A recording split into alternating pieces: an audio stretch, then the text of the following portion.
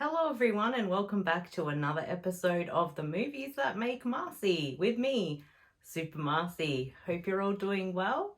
And I just want to send a thank you to everyone who voted in the Twitter poll to help me decide what the next movie would be for this video series. And out of the poll options, it was pretty much a landslide with what everyone wanted me to talk about. So I present to you the Movies That Make Marcey with Star Trek IV, The Voyage Home. Now this might be a bit of a weird one as to why this movie helped, I guess, shape me in a way.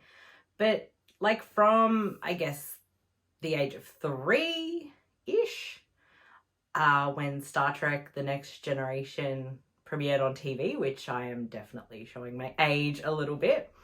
But that is what first got me into Star Trek, and I've been a fan ever since. And with The Next Generation being my introduction to Star Trek, and it probably was for a lot of people around, similar age, it leads you to checking out more of the originals.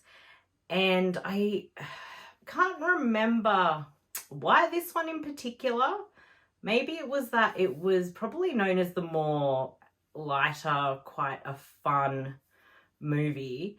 That was probably the one that came up a lot more than the others at that point. Maybe The Undiscovered Country as well, but it seemed to be more that this one seemed to be quite popular, and it really was at the time. It did great at the box office, and definitely kept Star Trek in a lot of people's memories. And we look back and it is silly, but we do remember it quite fondly.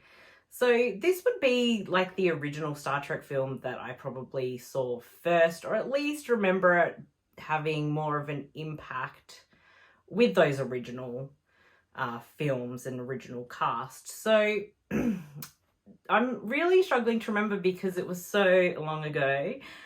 I used to actually watch this film, and I believe I had it on 2 CDs. So half the movie was on one CD, the other half on another, and you could play it on the computer, and it even worked in DVD players. And that was how I watched the films. I'd watch it on the computer and then eventually watch it when I got a DVD player. And I have a lot of just good memories when things just felt quite rough, or when I was down, it would be something I could just put on, relax, and enjoy. And I don't know what it was about this particular movie that was almost like a comfort film in a way. And I think that really just helped me a lot to just relax and zone out and just not let those stresses of life when you're younger really get to you. And whatever reason, it just was this movie back then. And what I think is so much fun is that we get this funny time travel story. And yeah, we've had some time travel stuff with Star Trek. It, generally goes hand in hand. But this was like more very modern, I guess, back then, because it was the 80s. But they're going back in time. They're the fish out of water, and it's so funny. And I love that, in the previous film, we obviously had Spock come back, and he's still learning who he is again. So he's just as much a fish out of water normally, but even more so back in the past. And I think it had that really good message about saving what we have on this planet, where they need to go back and find some whales. It's generally, everyone calls it the movie with the whales. But I liked that. It really sent that important message that if we don't do something now, in 50 years, 100 years, 200 years, these things are not going to exist anymore. And I think too, with the help of this movie, it makes you realize not to take the planet we have for granted. And it is important to try and save the amazing creatures we have. And, you might think it's kind of a corny concept, maybe too preachy, but I think it's really important, and it really does work, because that's kind of the magic of Star Trek. For me, it always made me want to be a better person and do better. And I feel like this movie really, has that. So for me, yeah, it did really have a profound impact. And again, I was really like undecided of which movie I wanted to talk about next, hence I made the poll. But when I was actually coming up with the movies I wanted to talk about and just remembering this one, it might not necessarily be that expected. And out of all the other Star Trek movies that I perhaps like more or think are better, this one just has this, maybe it's more nostalgia for that time in my life, but this one just really sticks out as having that effect on me. And it even really like helps you understand these issues. And you look at things today, and obviously things are so much different to when the movie was made, but we're still basically destroying the planet. Whales are not the most, I guess, creatures that have a heavy population on Earth. The numbers still dwindle. And I think the message this movie has is still really, really relevant. And it sort of strikes you as very important, because we can see over, the 30, 40 years that, yeah, all the crap people do to the planet, it's not going to be the best. And I guess, back then we had stuff like Captain Planet, which would teach us kids about, I guess, saving the planet and doing what's good. And I guess that was kind of the theme, but I still think, obviously, it's so important, because as we advance so much, and, maybe one day we'll have spaceships and a federation like on Star Trek, but you have to look at what is the price to get there. We can't just let things like whales just die out and have such a different planet. And I guess things will become extinct one day, maybe naturally, and that's how it should be. It should be more of a natural thing than a human-made thing.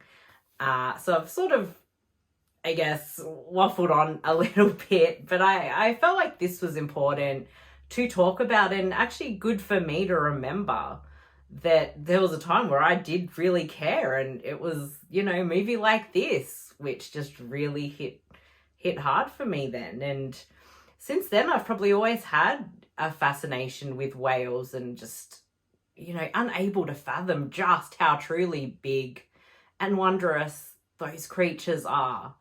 And I don't recall if I've ever really seen one in person, just on TV and movies. And again, this movie was a big introduction to that. And I guess there's the importance of not keeping them in captivity, that they need to be able to strive in their own environment. So it's still a great message. It's still a great movie. It would probably end up being in like my top 5 Star Trek movies. I just think it's a lot of fun. It's got some really genuinely good moments. It has a lot of really good natural humor, and that's what makes it so special. There's just some moments, and Spock, just his timing was, he would just be so perfect. But, growing up, because I had my computer, Scotty, using the,